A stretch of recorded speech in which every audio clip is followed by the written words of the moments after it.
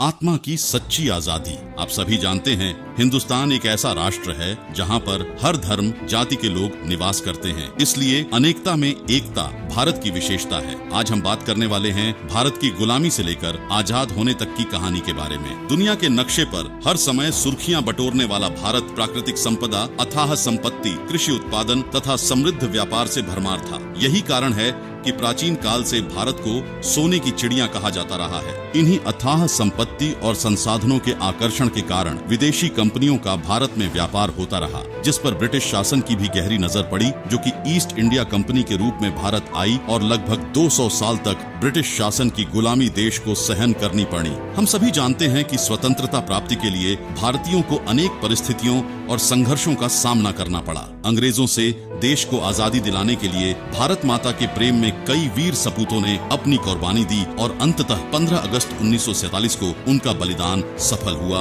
और हमारा देश अंग्रेजों की गुलामी से मुक्त हो गया। यह दिन न केवल भारत के लिए गुलामी की जंजीरों से मुक्ति का था, बल्कि इतिहास का एक महत्वपूर्ण मोड़ भी था। इसी दिन भारत ने ब्रिटिश शासन के लगभग 200 वर्षों के बंधन से स्वतंत्रता प्राप्त की। लेकिन प्रश्न उठता है कि क्या हमें वास्तविक आजादी प्राप्त हो चुकी है? क्या हम बंधनों से पूर्ण मुक्त हो चुके हैं? इसका जवाब है नहीं, क्योंकि अभी भी हम एक ऐसी जेल में रह रहे हैं जिससे निकलना अति आवश्यक है। तभी हमें वास्तविक आजादी प्राप्त हो सकेगी, क्योंकि हम काल ब्रह्म के 21 ब्रह्मांडों वाली बड़ी जेल में बंद हैं, जहां हम काम, क्रोध, लोभ, मोह, अहंकार के मकड़ जाल तथा जन्म मरण के दुष्चक्र में फंसे हैं। यहाँ एक पल का ठिकाना नहीं, कब किसके साथ क्या हो जाए, इस बारे में नानक जी ने कहा है, ना जाने काल की कर डारे, किस विधि ढल पासावे, जिन्हा दे सिर ते मौत खुंग दी, उन्हानु केण आहासावे।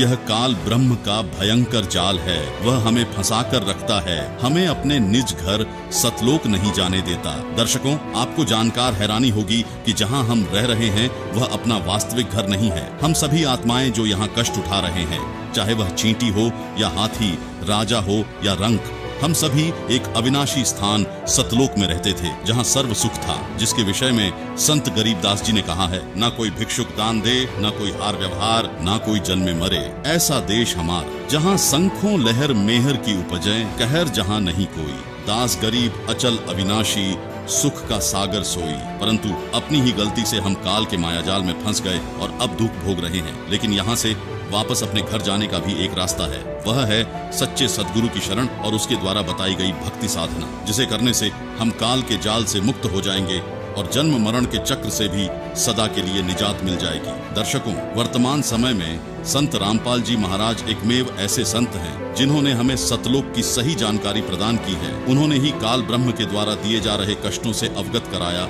और सुख सागर सतलोक की महिमा बताई तथा वहां जाने यानी शास्त्र अनुकूल भक्ति के लिए पवित्र श्रीमद् भगवत गीता अध्याय 17 श्लोक 23 में निर्देशित सांकेतिक मंत्र ओम तत्सत का रहस्य भी संत रामपाल जी ने ही उजागर किया है। इस भक्ति साधना को सतगुरु रामपाल जी महाराज से प्राप्त करने से आत्मा काल के कर्म बंधनों से मुक्त होकर सतलोक चले जाएगी, जहां आत्मा को वास्तविक स्वतंत्रता प्राप्त होती है। अधिक जानकारी के लिए संत रामपाल जी महाराज ऐप डाउनलोड करें और उनके सत्संगों को सुन व समझकर नाम दीक्षा लेकर अपने मनुष्य जीवन का कल्याण कराएं, यानी वास्तविक आजादी प्राप्त करें। धन्यवाद।